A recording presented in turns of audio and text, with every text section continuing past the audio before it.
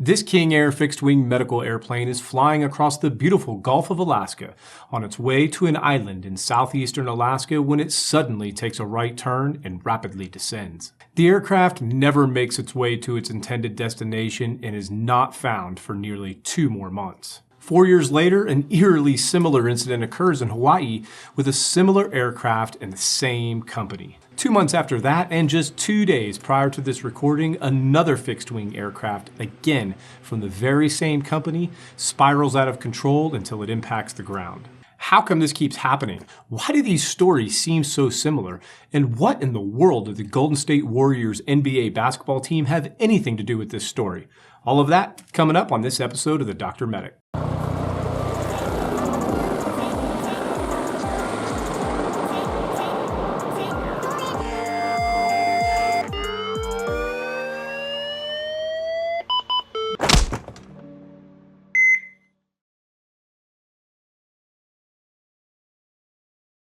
Now, I have been working on this Alaska incident for several months and had the entire story ready to go, and then the Hawaii life crash happened in December, and I had to put this story on hold since they were the same company and had so many similarities. And then, just as I was ready to move forward with the story again, the same company had another fatal fixed-wing crash just 2 days ago. The stories are just too intertwined to be excluded, and I wanted to be able to talk about them all at once. And so, with that being said, let's get started. Now, this is the first story I've done on a fixed-wing crash related to the EMS world, and in full disclosure, I have never worked on a fixed-wing aircraft as a paramedic, but there are obviously many similarities, especially from a clinical standpoint, but many differences when it comes to the aviation side of things. So here's a quick little background on the differences between rotor wing EMS and fixed wing EMS. And as you probably know, rotor wing or helicopter EMS or air ambulances is extremely common all around the world, especially here in the United States. Helicopters are an amazing tool for EMS as they can be stationed, just about anywhere, such as at hospitals or fire stations, or just have their own standalone base.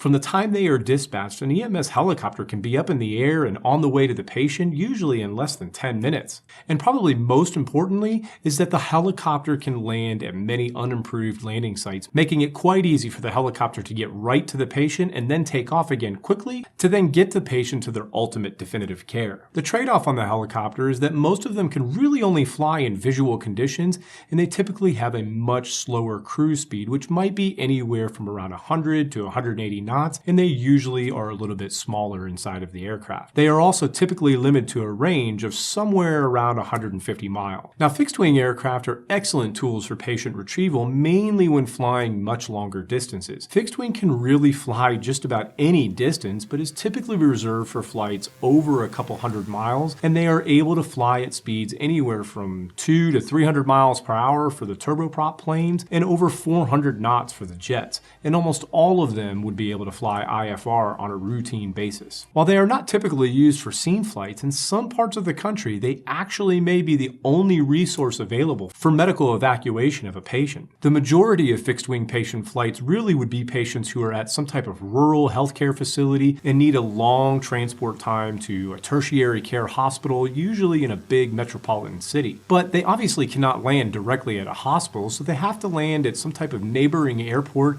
and then transport the patient the rest of the way by ground ambulance. Now, oftentimes a typical fixed-wing flight might look something like this. If it is a scene flight, a ground ambulance would usually respond to a patient on a regular 911 call. Whoever the ground paramedic or even the EMT might be makes the decision that the patient needs to be transported all the way to a big city for something like a priority 1 or major trauma, a heart attack, or maybe an acute stroke. But the drive may be 3 or 4 hours, which simply would be too long for these types of patients. Likewise, a rotor wing aircraft may also take too long, as the helicopters will be more limited by weather as well as their fuel. The ambulance will then usually drive the patient to a rural, local airport where the fixed wing is based, transfer care to the flight crew, who will then fly the patient to the city. And once they get to the city, the flight crew will then have to meet another ground ambulance at a local airport and then continue the rest of the trip to the hospital via a local ground ambulance. This same type of setup might also occur if the patient was actually in a rural hospital first. The only difference would be is that the first ambulance would have to transport the flight crew from that little rural airport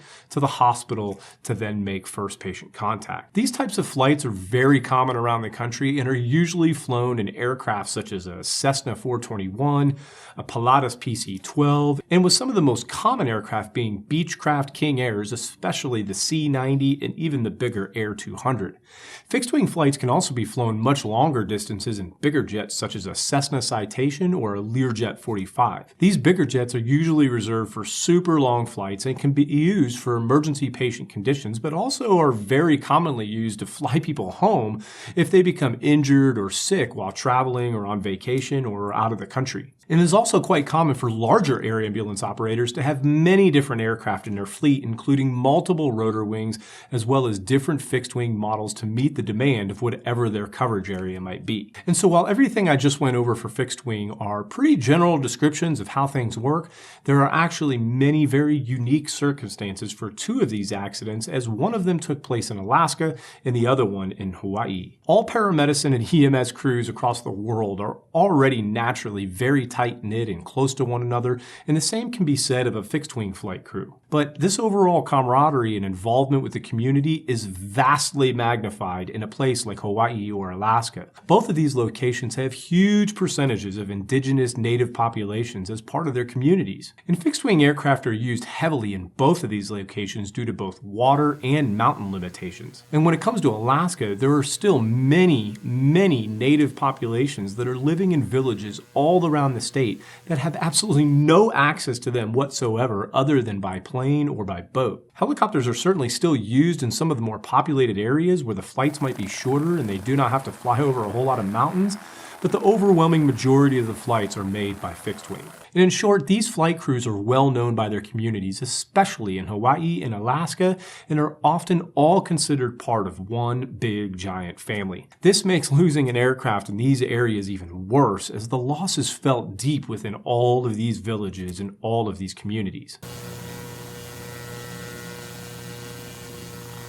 Now, there are basically three fixed-wing flight services in Alaska. You have LifeMed Alaska with their corporate headquarters out of Anchorage. You have Airlift Northwest, which is technically based out of the University of Washington in Seattle. And then the company for all three of these fatal accidents goes by the name of Guardian Flight and was originally owned and operated locally in Alaska, but then was sold to a larger company. Guardian's headquarters is in South Jordan, Utah, and their official operator is now Medtrans, which is located in Denton, Texas. Medtrans has over 100 aircraft in their fleet and are under the corporate umbrella of Global Medical Response, otherwise known as GMR, who themselves have over 8,000 ambulances, 372 helicopters, 127 planes, and they even have 167 fire trucks where they operate private fire departments. Now, Guardian themselves has roughly 62 bases, which are located all throughout Alaska, Hawaii, and across the northern and western parts of the lower 48 states. Now, their aircraft fleet is made up of Beechcraft King Air C90Bs and 200s, Pilatus PC-12s, Cessna Caravans, Learjets, and they also have AS-350 and H-130 helicopters. The accident aircraft for the Alaska crash was this Beechcraft King Air 200 with tail number N13LY. We say Beechcraft as that was the original company, but technically Beechcraft became Raytheon back in 1980, which was then actually bought by Textron Aviation in 2014. So technically the company is now Textron, but I'm still going to call it a Beechcraft. Now, this aircraft was rated as a 6-seat low-wing airplane and was manufactured in 2000. It was powered by two Pratt & Whitney PT-6A 52 turboprop engines, each making 850 horsepower. Now, each engine had a total of 1,721 hours on them, which were last inspected just 84 hours ago, with the airframe itself having a total of 5,226 hours. Now, the King Air 200 can cruise around 283 knots. It has a pressurized cabin, a normal range of around 900 to 1,000 miles, and has a maximum altitude of 35,000 feet. The airplane was equipped with two tandem LifePort stretcher systems and Aeroslip sleds, which are used to load the patient into the aircraft and then secure them during transport. An important note that this aircraft was configured with 2 flight crew seats in the cockpit. Now, the LifePort tandem stretcher systems were installed on the right side of the cabin portion of the airplane, and 3 passenger seats were on the left side of the cabin portion of the airplane, 2 forward-facing and 1 facing to the aft. Also, very important to note is that this airplane did have a cockpit voice recorder, even though they were not required to. And per federal regulation, turbine multi-engine aircraft with 6 or more passenger seats and requiring 2 pilots, manufactured prior to April 7th of 2010 and operated under Part 91 or 135 certificates, must be equipped with a cockpit voice recorder that records a minimum of the last 30 minutes of the aircraft operation. This aircraft did meet most of those requirements, but required only 1 pilot, and therefore the cockpit voice recorder, and more importantly, its proper operation, was actually not required. This will definitely become more important later in this story. This aircraft was being flown by a single 63-year-old male pilot named Patrick. Patrick was a super experienced pilot with a total of 17,774 flight hours, with almost 1,700 hours on this type, and was also rated in the Learjet, as well as rotor wing, flying both the MD-500 and the awesome HU-369 helicopter. Patrick had been flying for Guardian since 2015 and had his last check ride just about 3 months earlier prior to the crash. Now, on the day of the accident, Patrick's duty time began at 0600 with plans to end his shift at 1800, and he had already flown about 2.5 hours earlier in the day. Now, also on board the aircraft was 43-year-old flight paramedic Margaret Langston, as well as 30-year-old Stacy Morrison, who was also 27 weeks pregnant at the time of this accident.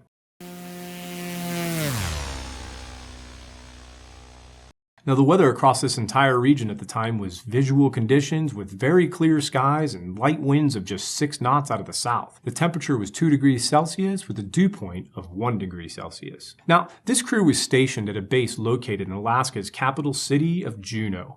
And on January 29th, 2019, the crew had just flown a patient up to Anchorage when they received another flight request to pick up a patient from Kake, Alaska. Now, Kake is a super tiny town that is located all the way on the northwest coast of Kupernoff Island, which is a part of the greater Alexander Archipelago Islands in southeastern Alaska. The population of this city is just over 500, with 15% of those people living below the poverty line. This village, like many others, is not accessible by roads and is only accessible by boat or air. Now, Kake does have its own publicly owned airport, which is listed as AFE and is located in Class Gulf airspace and is a non-tower controlled airport with a single asphalt runway with a 1129 configuration, and was served with instrument approach procedures and pilot controlled lighting of the runway lights, which means that the runway lights are normally turned off, but pilots are able to manually turn the lights on by turning to a unique radio frequency for their respective airport and then keying up on their radio in a certain sequence to turn on the lights and even control the intensity of the lights by how many times they click to key up on the radio. Now, at 16:04 hours local time, the aircraft departed Ted Stevens Anchorage International Airport in Anchorage as a Part 91 IFR positioning flight destined for Kake Airport. And at 18:06, the radar controller cleared the pilot for the RNAV approach to runway 11 at Kake Airport, which the pilot did confirm.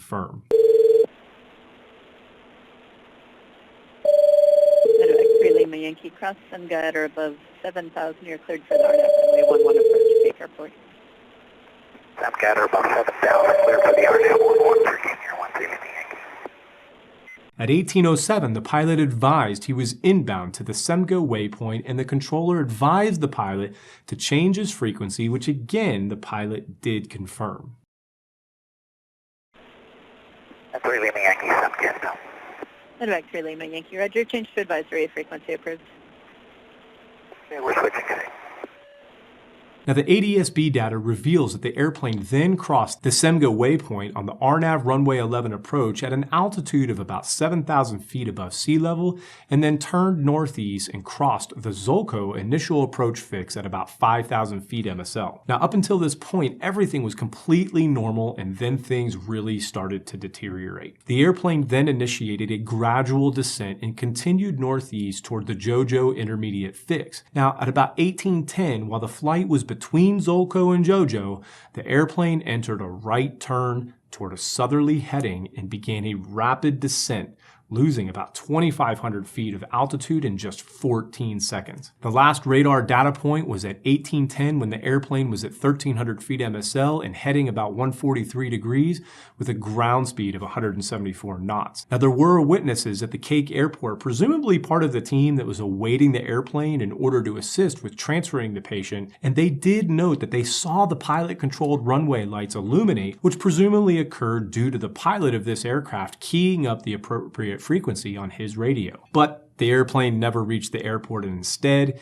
impacted the waters of Frederick Sound.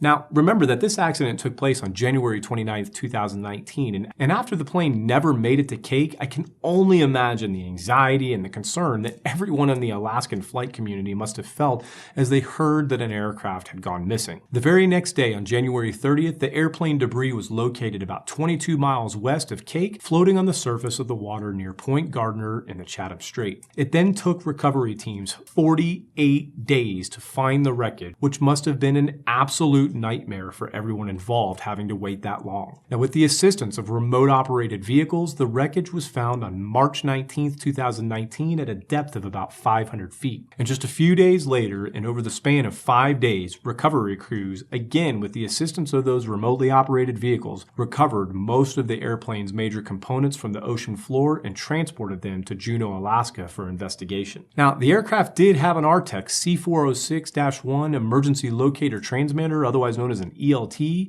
which can send emergency signals to satellites for tracking purposes, but these really would only work on the surface of the ocean and would not serve their purpose if and when the aircraft sank as quickly as it probably did. Now, unfortunately, none of these bodies were recovered, and all 3 of them were presumed dead and lost at sea. Now, an extremely thorough investigation immediately began, with the focus being on 2 main items: the major components of the airplane and the cockpit voice recorder. Now, every last piece of the aircraft was examined and tested, and they found that the engines were making power at the time of impact and that there were no identifiable issues with any of the control surfaces or the linkages or cables, with the very small exception of a tiny discrepancy between the flaps. But ultimately, they concluded that even if this small discrepancy was noticeable during flight, it would not have had anything to do with losing control of the aircraft. And while this was rated as a 6-seat aircraft, there were only 5 seats due to the patient loading system.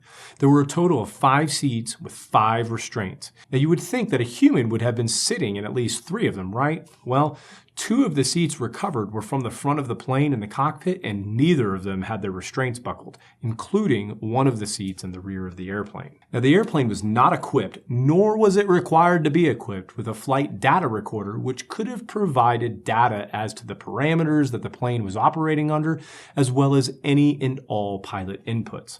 So then, the focus has now shifted completely to the cockpit voice recorder. And as I said earlier, the airplane was not required to have a cockpit voice recorder, but it did have a functioning Fairchild A100S solid-state cockpit voice recorder installed. Now, this recorder will record a minimum of the previous 30 minutes of audio, and once the hard drive becomes full, it will start to record over the oldest audio. Now, during the initial inspection, no data could be extracted as the connecting points between a ribbon cable and the board were too badly corroded and damaged, but they were actually able to solder in a new connector on the board and use a brand new ribbon cable, and then they were finally able to extract clean audio from the recorder. And when investigators listened to the clean 30 minutes of audio, they were a bit baffled as they heard audio that contained a dialogue for an IFR clearance flight from Fort Yukon Airport in Alaska over to Fairbanks, Alaska. This obviously was not the accident flight, and the investigators were left quite confused at this point. As they listened further, they noted that an ESPN radio broadcast was being received received by the recorder with a very specific halftime report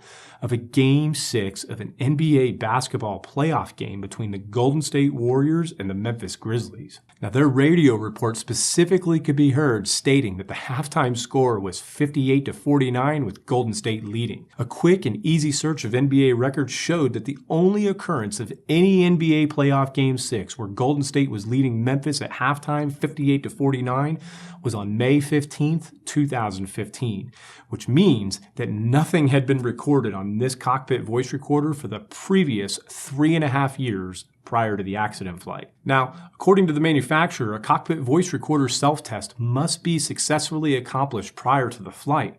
And back in 2006, the FAA did put out a safety alert for operators specifically related to the functional test of the Cockpit voice recorder prior to the first flight of the day, with the FAA recommending that all directors of operations and chief pilots should ensure that all training requirements for testing of Cockpit voice recorders are emphasized during initial and recurrent training. All pilots of aircraft equipped with a Cockpit voice recorder should test the function of the Cockpit voice recorder before the first flight of each day as part of an approved aircraft checklist. But this procedure was not included in Guardian Flight's FAA-approved checklist. Why? I don't know.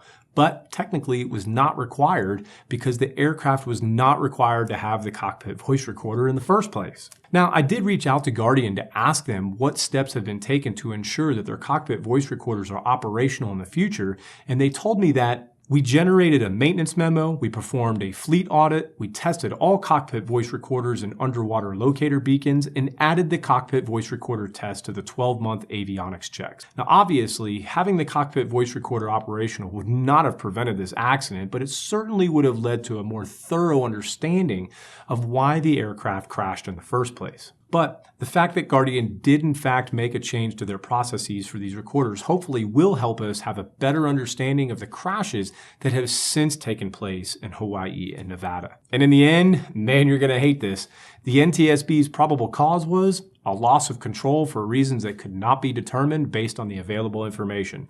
So in other words, we don't know.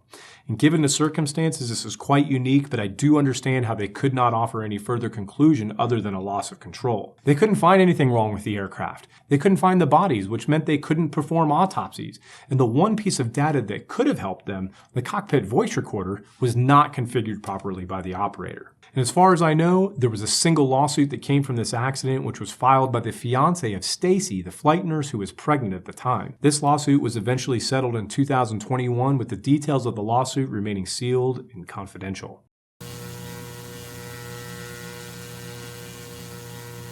Now fast forward to just a couple months ago on December 15th, 2022, where another Guardian Beechcraft King Air, this time a C90A model with an eerily similar tail number of N13GZ, crashed off the coast of Maui while on its way to pick up a patient on the Big Island of Hawaii. There is not yet a final report on this case, but what we do know is this. At about 20:55 hours local time, the flight took off with the pilot, Brian Treptow, flight paramedic Gabrielle Camacho, and flight nurse Courtney Perry. The weather was clear but very dark, and the flight began its pathway around the north part of Maui and subsequently made all the appropriate communications and climbed to all of the appropriate altitudes. The pilot was finally instructed to turn towards an approach fix called Tami for Waimea Kohala Airport, to which the pilot did acknowledge. But just a few seconds later, at 21:13, after being contacted again by ATC for confirmation of his intentions to fly direct to Tami, the pilot stated, quote,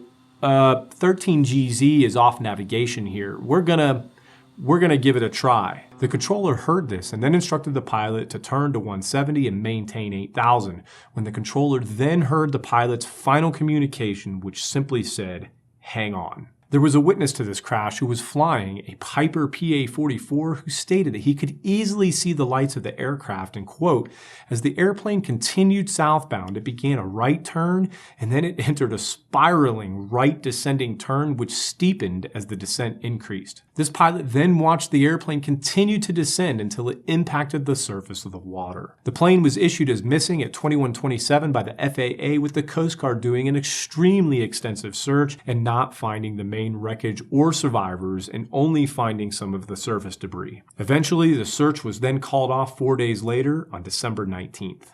Now, this aircraft did also have a cockpit voice recorder as well as a Duquesne underwater acoustic beacon, which the airplane in Alaska didn't have. Even though this aircraft crashed in waters that were nearly 6,000 feet deep, they were able to recover the wreckage in all three bodies on January 10th, 2023. Now, this aircraft obviously was out of control when it crashed into the waters, but at this point, there's just not enough information from the investigation to know anything else.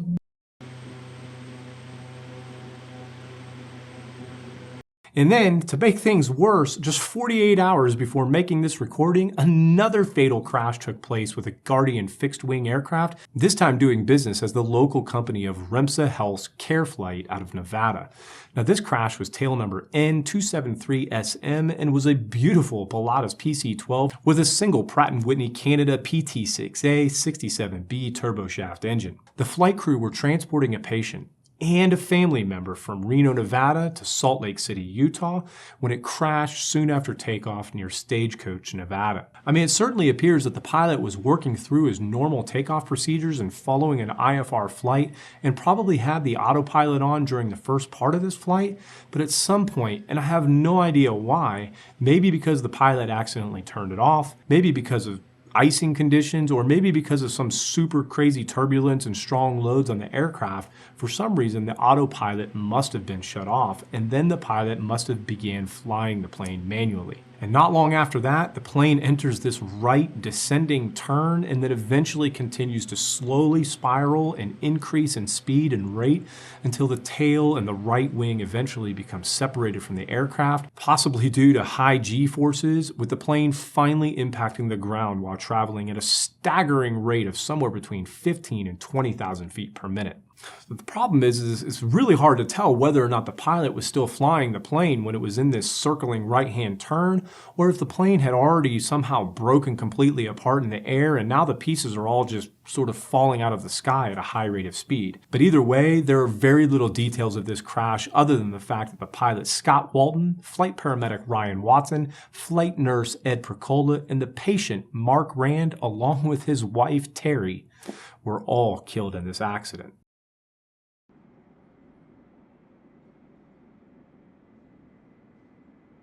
So, we have three crashes here: a King Air 200, a King Air C90, and a Pilatus PC-12. We have a total of 11 fatalities and 0 answers.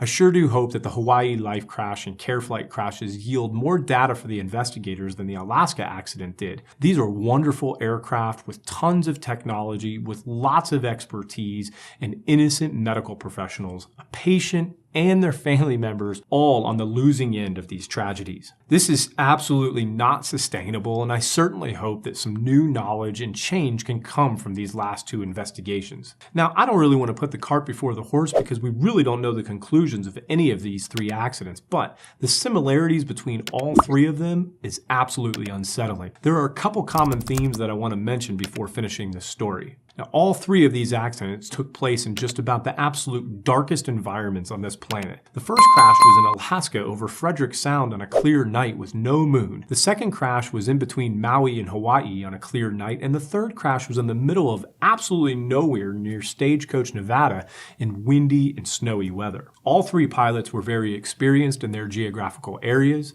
All three crashes appear to have begun with a right turn that then led to some form of rapid descent and spiraling out of control until impacting either the water or the ground. To me, these are absolutely prime conditions for spatial disorientation, and they were all flying single pilot. The workload of a pilot flying IFR during Part 91 or 135 is absolutely through the roof, especially during critical phases of flight like takeoffs, landings, and approaches, and all three of these crashes happened during these three critical phases of flight. Does spatial disorientation happen in dual pilot configurations? Yes, it has been documented and confirmed that that does happen, but it is extremely rare compared to single pilot.